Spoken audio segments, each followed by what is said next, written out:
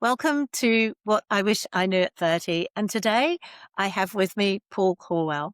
Paul is an international leader who's worked with large heritage retail and hospitality brands, both in the UK and Australia, and has experience in the not-for-profit sector here in Australia. Paul is a proud member of the Rainbow community and lives in the city of Stonington with his fiancée. Paul has a passion for equality, inclusion and fairness, and loves the Victorian Pride Centre's ethos of a welcoming, safe, accessible and exciting space for all LGBTIQA plus communities. Paul has been a volunteer at Joy Media since 2016, both on and off the microphone, supporting the storytelling of diverse communities. Paul has also been on the Joy board for 2 years, and most recently as Joy Media president and board chair. As an avid music and theatre and arts fan, Paul has enjoyed championing new young queer writers, artists and performers of all genres, both in Australia and from overseas. Paul holds a BA with honours in accountancy and finance, and Paul is keen to ensure the Victorian Pride Centre is a vibrant, inspirational centre for all LGBTIQA plus communities. Paul, welcome to the show. Have I missed anything in your intro that you'd like to add? That's pretty inclusive. Well done, Fran. Thank you. The only bit I have to point out is that I have left the senior management part of since I took on my role at the Pride Centre, but I'm amazed that you found so much information on me. Impressive. I think I had a little help with someone who works with you quite closely. Okay. That'll be my little ray of sunshine. Our little ray of sunshine. That's right. Absolutely. Well done, Jack. So welcome to What I Wish I Knew at 30. Thank you so much for joining me. And I know that we've discovered a lot of synergies between us, that we both grew up in Devon. We've both had terrific stints in the food industry. But right now, Paul, just imagine you're 30 years old again. Where are you? What are you doing? And what's going through your mind at this stage of life? Well, again, Fran, thanks for allowing me to join this podcast. And I have to say, going back and thinking about where I was when I was 30 has flooded my brain with so many good memories. So thank you for putting me in that mindset. When I was 30 years old, I was madly inside of my career. I'd been working for Marks and Spencer since the age of 15. So I'd had 15 years of action-packed fun in a major retailer where we used to work at the office on Baker Street in central London. Yeah. And used to live a very frantic life where we would work very hard during the day and probably be even more active in the evenings, and then try and be back at our desks after going out for dinners and drinks and all manner of shenanigans. So I at 30 years old, I was just finishing a 7-year relationship with my first serious girlfriend, who I got together with at 23 years old, called Donna, who also worked at Marks and Spencer. So we had a great lifestyle, and it was a great time in my life. My career was going in the great direction. I had a wonderful friendship group, and life was pretty good back then. So did you feel you had life figured out at 30, or were you still winging it? Yeah, I think I was pretty happy at that point. I think you never quite realize, and this is one of the good reflection points, how good things are. But at the time, I had a very small number of very, very good friends. I call them 3 a.m. friends you could clone at 3 a.m. and say, actually, I need some help, I need some advice. And those friends that I had then, and there were 5 of them, are still my closest friends today. And when you're young, and we probably got together and met in our early 20s. So by the time I was 30, we'd had a good 5 or 6 years with this French group, and they were very strong, but they've all gone on to become successful people in their own right. And so have remained very good friends. And I think one of the things that I think I found then, which has hold true now, is that, just having a good network around you is a great part of giving you stability in life. And I think understood that. I didn't think I understood then quite how important that would be later in life, but certainly I thought I had it pretty good. Yeah, life was good back then, and London in the 90s was absolutely rocking. Yeah, no, fantastic. Well, I was there 10 years before that, so I spent a lot of time up in London, but it was and also early 90s. But, yeah, it's an incredible place and, yeah, so many experiences from that time. Mm. What do you think was your biggest dream at that time? Yeah, I think I wanted all the classic things a young person would want in life: a wife, kids, big house, big car, lots of holidays. Quite materialistic, I'm sad to say. It's interesting. Back then, you think those things bring you happiness, Yeah, and I think that's what I was striving to get. You obviously learn in life that those things don't always bring you happiness, but at that age, I was trying to work through and tick all those things off. And so, yeah, I didn't have any of those things. So it was always those aspirations. I think I was so headstrong in my career at Marks and Spencer that I always thought those things could wait. If I always promised my nan when I was younger, this is a youngster, that, I would get older and be rich and buy her a house so she could retire comfortably in the countryside somewhere. I remember thinking that I got to 30 and think, oh my damn, I failed that one, so I must try harder just to try and see if you can, earn some more money. I came from quite a humble family. My mum was a shop assistant. My dad was a barman. So we had a fairly simple life, albeit a fun life. And I always think I wanted to try and drag up my heels and try and pull us up to a life stage that was slightly better than where we started. And I think that was always my aspiration then. Hence the materialism that was probably in my mind. yeah, yeah. And what did Nan say to that when you actually said to her that that was your ambition?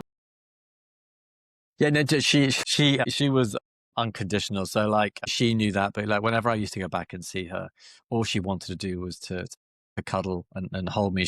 We were quite a physical family, quite a huggy family. So yeah, she didn't really care. For her, I was a success. Yeah. Yeah. So, growing up and doing all the things I was doing, that was enough for her, bless her. She didn't need any more. But yeah, often I used to go down to Babacom in Torquay where she used to live, and yeah, just sit in her pantry and yeah, enjoy a good chat, cup Just of tea. the isn't that lovely? And that's one of the synergies. So I lived in Babacom as well. How Mm. incredible is that? So did life take you where you expected, Paul? No, I mean, and then I think the podcast and the reason for me wanting to jump on here, Fran, was because my life took a very different direction at the age of 30, which was really a deviation really from what I thought I was going to be. I ended up splitting up from my girlfriend after 7 years. We thought we were going to be together forever. I had to leave. I ended up buying a tiny one-bedroom flat in Battersea because I was living with her. I needed somewhere else to live. And I realized that the reason my relationship had broken down with her was I was attracted to men. I had realized at the age of 30 that there was something I didn't know about myself. And I finished with her and then started experimenting, dating boys. And then within a very short space of time, realized I was queer. I was part of the queer community. And that for me changed everything in terms of what I was doing. I had to reevaluate that. It was a really testing time for those five friends I spoke about before, stayed by me, and if anything, became my rock in terms of going through those turbulent times. Support from my parents, who were, I remember at the time, devastated, not for the fact that I was queer, was for the fact, was I going to be happy? Was I going to be alone? Was I going to be, ended up my life in, a sad old person living on their own? And what do they do with grandchildren? So all those sort of things came to the fore. So it was a massive turning point. And then the financial strain of having to live on my own and find the money to scrape together to pay a mortgage all sort of kicked in. So it really turned everything on its head. And I guess the worst of scenarios came for me is that I didn't feel I could come out in the workplace because it would have been me almost leading a lie with the friends and the supporters I'd had at my job for the last 15 years. And so I ended up leading this double life where I was myself outside of work hours, but during work, yeah, I maintained I was just a normal straight guy. So almost putting another layer of pressure onto myself to try and be two different things within two different groups of friendship. So yeah, quite a challenging turning point from something that seemed fairly routine and normal to suddenly turning everything on its head. Absolutely. And yeah, completely. So looking back now, apart from the obvious and the change, the transition that you went through, what's something you were completely wrong about at that time? Yeah, to me was the acceptance of people. I really didn't think that people would accept me for this new person that well, not new person, but I guess for the Yeah. person that I was.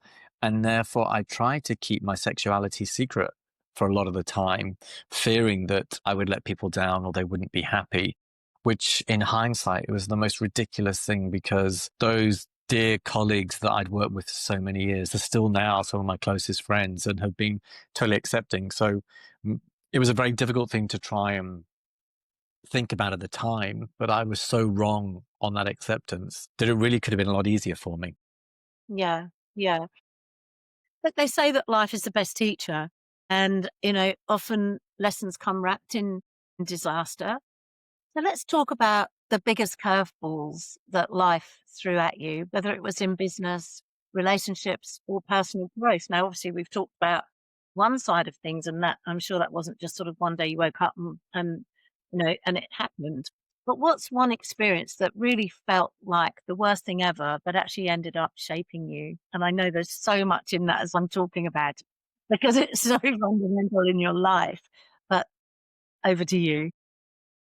Yeah, I guess I sort of touched on it. I think the relationship with my girlfriend ending at that time, I think was one of those things that really taught me a life lesson on how to be humble, how to be understanding and forgiving. And yeah, I think because I was changing and really sort of becoming my true self and she wasn't, it gave me a really good life lesson on communication and how you sort of deal with those difficult conversations and difficult circumstances. And so, not one I would have wanted, but we had many, many hours of long, deep, and meaningful conversations. Again, we're still friends now.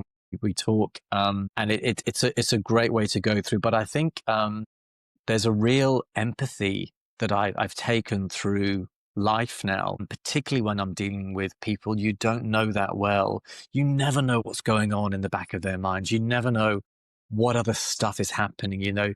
They might have an ill partner, they might be dealing with a bereavement, they might have the most amazing news. You just do not know what's happening. I think I'm much more empathetic to people, particularly new people who I don't know, and I'm much better at just trying to ask those questions about what is going on, who are they, how are they, rather than just make all those assumptions. I remember there's a number of times, particularly when you're in business, you walk into a conference room with a whole bunch of people trying to put on this mask and be happy and be engaging. The person next to you may have just spent, the last 3 nights up all night feeding a new child. And I think those sort of things you just don't know about unless you sort of ask those right questions. So I think having been faced into those difficult conversations just made me a little bit more aware, yeah, of how to handle people.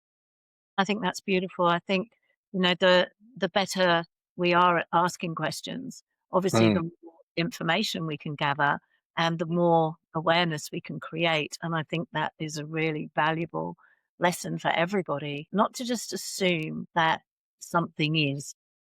exactly, exactly. There's a great thing I think where I've just learned that I think in some of the Scandinavian countries they teach young primary school and empathy, and I think yeah, it's a great skill to understand, and the younger you are, you suddenly understand that. I think things become a little clearer to you in later life. My goodness, I think that's a wonderful, I think that should be taught everywhere. Uh, Mm, Empathy isn't something that is automatically in people. In some, yes, but in a lot, no. And especially in this day and age, I think it's a lot more about self. But that doesn't mean that you can't then also have empathy around others. And I think it's essential. Paul, going back to your 30s, massive amount of changes for you. What was the hardest part about that whole experience? And how did you get through that? For me, it was about letting people down. I really felt I'd let my parents down. I really felt by not, coming to terms with who I was, I Mm. really felt that I'd let my colleagues down because I was still trying to hide behind some of those things. And I think, yeah, I don't think I ever resolved those things, Fran. I don't Mm. think at that time um, I was probably in the right headspace to try and resolve them. As any child would want, my parents have been 100% supportive and doting and all the things you could want. But I never really felt that I had got over the fact I let them down. And also my work colleagues, and I've had to go back and sort of apologize in later life for, almost leading this double life. But I think you've got to be true to yourself. And I think, I was headstrong and, talking about the stuff we talked about before in terms of what was I after. Um, I wanted a normal life. And then I just wanted to try and normalize everything I could do. So I plowed myself into work. I worked my socks off. I'd managed to pick up a great new job at Marks and Spencer, developing a sub brand called Simply Food, which is a food format that was a convenience store. Was very successful. I was head down, headstrong. And I think work really carried me through those sort of difficult years. And that was my get out. I worked my little socks off to try and create a business that, thankfully it is still going strong today and growing. But work was really my saving grace. And the community of people I'd surrounded myself with, yeah, were just so, so supportive in me trying to carry on and deliver at that level. That's so, so good to hear. So if you could go back and whisper advice to yourself during that time, what would you say now? This is a really good question and one I've thought long and hard about. I think it's really simple. I think, like everyone, people just need reassurance. So all I would say is, it's all going to be okay. Yeah. It's all going to be okay. Just trust in yourself, and life will go well for you. And I think a number of people said that to me at the time. I just don't think I believed it. Mm. And I think I would love to go back and tell myself that. Because at times I didn't think that was going to be the case. But that would be the one piece of advice. And I think, anyone who's listening to this now who wants to give that advice to someone else, go back and tell a younger person it will be okay. Things will work out. And they genuinely do. That's beautiful. And that's the one line that people need to hear when they're going Mm. through the depths of those, when you think that you're on your own and, that you're not going to ever be accepted again, knowing that this will pass and that everything will actually be okay is such a powerful message. Very simple, but very, yeah, very. So, Paul, how did those challenges, and I'm sure they were, but how did those challenges change the way that you approach success today? Yeah, I think the one lesson I took from that, Fran, is that and this is probably me trying to be a bit more guarded, was that I realized that I didn't need to be liked. I needed to be respected. And I think as I went through my work career, which is what I plowed myself into, there were times that were tense and there were times that were difficult. But I think up until this sort of point, I was one of those people that wanted to be liked, wanted to be part of the group. And then when I found myself on the periphery or on the outside, I realized actually that wasn't important. What I did want is people to respect me for who I was. And whether someone chose to like me or not like me was less of a concern.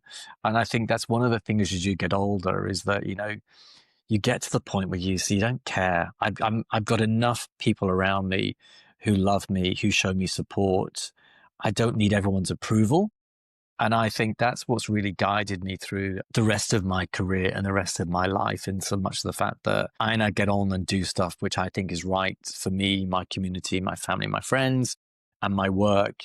And if other people have an opinion, that's great. If it's good, then brilliant. If it's not, then so what? And I think that was a real turning point for me, because I think once you get to that point in adulthood, things become a lot simpler to do, and you don't have to worry about what other people think of you. And I think that was the start of that journey for me. And I think that's really shaped who I am today. I'd like to think that people, like me who I am, but I really don't mind anymore. Yeah. And I don't feel I've got things to prove. And I think that's also one of those things, when you get to that point, you can take away that pressure that sits on your shoulders. It's so liberating, isn't it? Mm. that fear of judgment, that fear of being, an imposter, all the other syndromes that now are labeled so eloquently. It really is a tremendous peace when you no longer not care about what other people think, but when you're completely, I think, in alignment with who we are as self is so much easier then to navigate life and life's challenges from a position of alignment. So let's get to the heart of this episode, what I wish I knew at 30. If you could give your 30-year-old self just three pieces of advice, Paul, what would they be? This is so difficult. This is really so difficult. If you're really good, you can have four. I think going with the theme I'm at, I think the first one is invest in your friendships. I think one of the things, again, staying and maintaining friends with people is difficult. It's really, really difficult. People have families, people have commitments, people travel for work, they move countries, and staying in contact with those who are nearest and dearest to you, whether it's family or friends, is really tough. But I'm a great believer in the more you put in, the more you get out. And I think that's one of the things I think is really, really important just to realize. And I think, there are times on my friendship cycles where I haven't done that. And the really good friends have come back and filled in those gaps. And I think I could probably have done more of that. And so I think that would be the first piece. Invest in your friendships, give them time, give them the ability to blossom and grow. And I think you'll find that you'll get some longevity that is super important. I still talk now to one of my old school colleagues from Paignton in Devon, who I met when I was 13 years old, who's doing some of the most amazing things in sustainable fashion and a whole bunch of other things. Yeah, we still make the time to have a call once or twice a year, and we just pick up on the last conversation. That is the first one. I think the second one is do the things that bring you joy. And this is a really simple thing to say, but difficult to do. So, there are some simple things. Do you enjoy? I used to enjoy performing, singing, and I stopped doing that for a bit. And when I left the UK to come to Australia about 12 years ago, I kickstarted that. And Mm. it brought me so much more fun in myself, just trying to bring back the things that you enjoyed doing as a child.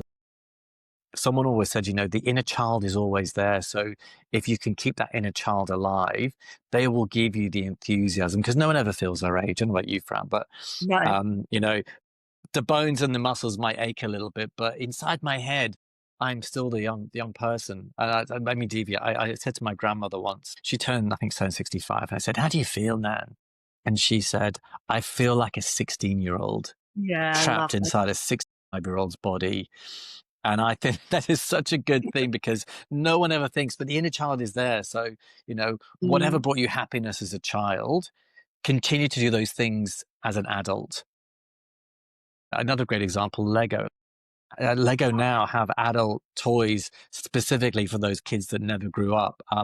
So lots of things. So I think that's the second piece. Do whatever brings you happiness as a child. Do that in adulthood. And the last one is, I guess, take some time out just to refresh and be you. Again, I think I worked, like I said, extremely hard, particularly in my 20s and 30s, creating a really strong business for other people and for shareholders and all the stuff that we do as grown-ups. And there's always time to take some time out. And I think we talk now about mental health in a way that we never even discussed, 25, 30 years ago.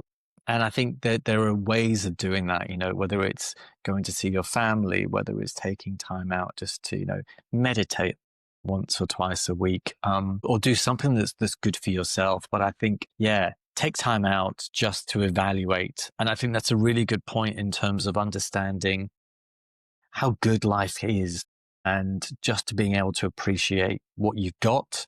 Because so often you're so busy with your head down, you actually don't take a little breathing space to understand just, what is life here and what is it for, and how lucky am I? So I think that would also be my third piece of advice. I think that's beautiful. That's so powerful. And working in London in the 90s, as you were, as I was, it was all about nose down and just Mm, working, working, working. So yeah. I think those are really, really powerful advice. Well, do you think that, younger professionals and entrepreneurs now, do you think that they're struggling with the same things that we did? I use we did, maybe 1 or 2 years older than you. But do you think they're struggling with the same things, or they're facing a completely different world now? I don't think they're that dissimilar, Fran, if I'm really honest with you. I think, navigating relationships, anxiety, navigating finances are just all different, but they're the same core things. So I don't think they're a world away from the things that we went through when we were 30. People today call them different things. Mm. But I think the underlying text of those issues still remain. People are still trying to find their feet. You think when you're 30, you're mature, you've gone through school, you've gone through university, you've got, almost a decade of work Mhm. behind you. You've hit it. I think it's so easy now to look back and think, oh my gosh, I barely even started that journey of who I am and where I am today. So I think, yeah, I think people today, young professionals, young entrepreneurs, are going through exactly the same things. And I don't think that's ever going to change. I just think we'll call it different things and they might have different ways of coping with those individual items. But yeah, I think all those things remain the same. Yeah, I think that's absolutely true. I think maybe there's a few more distractions, and maybe Mm. disconnecting from our phones and the internet, computers, all of that. That's maybe one thing that has become a lot more difficult, I think. Yeah, I think you're right. So social media has made things more complicated, but I think I have an amazing team that I work with at the moment, a lot of young people, and they are so disciplined now in managing those things that I don't think was discussed or talked about maybe 5 years ago. So I think there's a recognition that the technology itself needs to be managed in someone's life. But yeah. I mean, when we Yeah. had phones and when we were 30, they were still the little Nokia things that you could barely just play games on and you still be But texting people all the times. I'm gonna go back further than that. I had one in like a satchel that literally you answered. Like a big old brick. It was just like that. It's exactly what they called it, the brick. So, Paul, what's one mindset shift that completely changed your approach to success? And you've been successful. You are Hmm. successful. I think it was that point where I think I needed to surround myself with good people. I keep going back to my small friendship group who I've maintained for, most of my adult life. And I think when you surround yourself with good people, good things happen.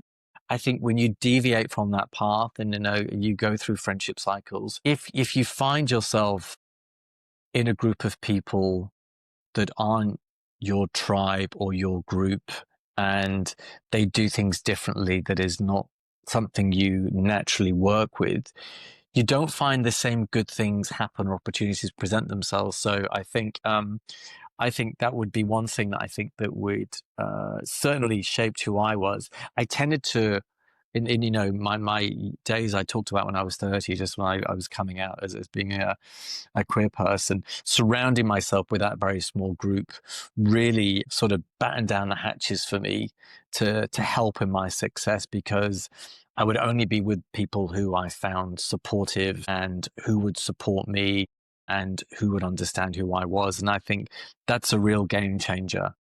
I always go out to find people who are positive, who people have a forward looking approach, who don't have a negativity wrapped up in them or have a bad sort of aura. That doesn't help me do my best work. And I think that was a really important point to try and make sure I continued.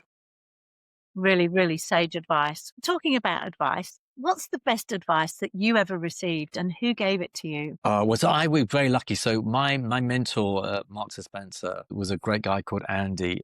He was out, so I used him as a role model. He was a dynamo. He was a guy that basically created the Mark Spencer food to go. So and let me take a trip down memory lane here, but Yeah. when I joined the sandwich department as it was back then at Marks and Spencer, sandwiches were made by one team, salads were made by another team, drinks were made by someone else. And Andy had this great idea to bring this all into one area and what we now know as category management. And so he's saying the customer mission is to buy lunch, and therefore let's have one team of people looking at lunch as a mission. So way ahead of his time back then. And so we brought together all these things, both from a buying perspective, which was unheard of because it was all done by industry, and then from a customer shopping point of view. Andy then went off to basically run Costa Coffee and turn it into a global success. But he said to me one day, life isn't a rehearsal. You don't have a second chance to go back and live today. So whatever you do today, you've got to make today work, because you won't have another today. You've only got another tomorrow. And that has lived with me all of my life. And I often use it with my team as like, life in a rehearsal. If you want to do something, get off your backside and go off and do it. And yeah, you'll never get a second chance. So take every opportunity you can and make the most of it. Yeah. So that's the one piece of advice I've received. I just think it's the best thing ever. It's not a dress rehearsal. This is the real deal. I love that. Our time and energy is so precious, and what we spend them on it has to be intentional. I love that. I love that. Okay, so we've covered the deep stuff. Now let's have a bit of fun. Are you ready for some quick fire questions? Let's go for it, friend. Okay, let's do it. Let's do it. Okay, so what's the worst business or life advice you ever got? We've talked about the best. So now let's tell me what's the worst. I don't have one piece, but anyone who uses the word don't with me would be the one's trigger warning that I would say get stuffed. So I think anyone who says don't do something, I would exactly do the opposite. Perfect. Love it. If you could have lunch with any historical figure, who would it be? No, I really struggle with this one because there are so many people I think would be so interesting. I think from a sort of queer perspective, I'd love to have had lunch with Oscar Wilde. I think Oscar went through, so many ups and downs in his life. It would be fascinating. I also think it would be great to sit down and have supper with old Queen Elizabeth, bless her. I think as a leader who's gone through so many prime ministers and so much change from when she took on the monarchy back in her early 20s right the way through to her death recently, I just think there was a phenomenal amount of knowledge that she would give. So they would be my two, maybe both together around the table would be great. That would be fabulous. And it was something actually when you were talking about sort of when you were 30 and you were coming out and you felt as though you were letting people down. The Queen actually popped into my mind at that point because I think her tremendous sense of duty to how she honoured her position and what she was doing. I wonder how much that actually rubbed off on all of us that were brought up in, and her sense of duty, her need and her want to not let anyone down. I don't know. Yeah, it's very true, fan. My nan as well, if I spoke about fondly, looked very similar, as an old lady, very, very similar to the Queen. And I think, I often, would overlay one personality onto another. So I'm sure that had a very subliminal effect on me. Absolutely. So what's a guilty pleasure you refuse to apologize for? Two things, very easy. One is chocolate. I'm a complete chocoholic. Love it. Eat loads of it. And the other one is music. I need constant stimulation. I'm very active and very buzzy, and I listen to music all day long, from waking up in the morning right the way through to going to bed at night. I just love to have a soundtrack accompanying my lifestyle. So yeah, if anyone's with me, they will often have music in their ears all the time. Fantastic. So this leads beautifully onto this next one. If your 30-year-old self had a theme song, what would it be? So I I had one thing written down on my pad, and I said to my fiance, "What do you think?" And he said, "Oh, you're missing something out." So the one thing I'm going to give you is it's Baker Street by Jerry Rafferty, because I used to have that in my mind. I used to get off the tube station at Baker Street every single morning, and I would have that ringing going through my ears. And I think it was almost, I was talking at the very beginning of the podcast about wanting to get a house in the country and settle down, all that sort of stuff, and buy a house. Is that's the line in Baker Street where Jerry Rafferty talks about the fact, he's going to settle down and do that. And I think that was me. I was listening to that, and that song was around when, in those late 80s, early 90s, when Baker Street was a buzz. And yeah, it's got to be Well, that one. And an amazing saxophone solo. amazing. It's one of my favorite all-time songs, and that's just fantastic. So the last question, what's one thing you absolutely sucked at in your 30s, but you've mastered it now? My goodness, it's a really good question as well. I've been fortunate enough been quite fortunate to do quite a few good things. But the one thing my girlfriend started me on a journey with, and I've got to thank her for this, is I was really crap at dressing myself and looking good. And so she suddenly put me on the right path. So now at least I think I'm respectable. So I've got Donna to thank for that. Yeah, I think I've mastered the art of looking good now. Fantastic, fantastic. So you're not picking the old stuff off the Marks and Spencer's traditional rails anymore? No, I don't think I'd have a Marks and Spencer suit for a while now. I love that. Wow, Paul, that was incredible. I know so many of our listeners are going to resonate with your story. But before we wrap up, let's just do a quick recap.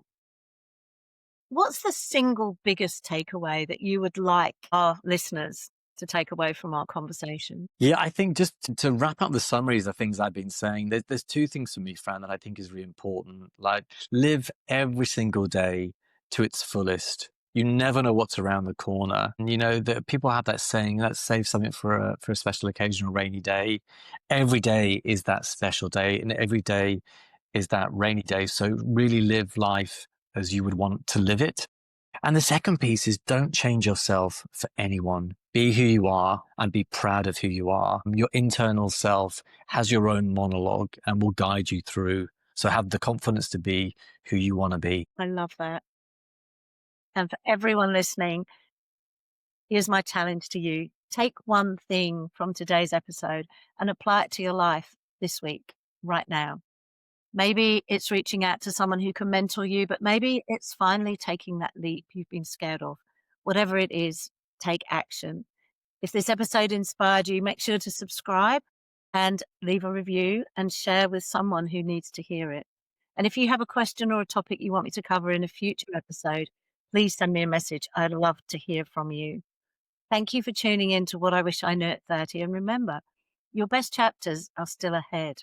See you next time. So thank you so much, Paul, for joining me on What I Wish I Knew at 30. A wonderful conversation. I've really enjoyed our time together.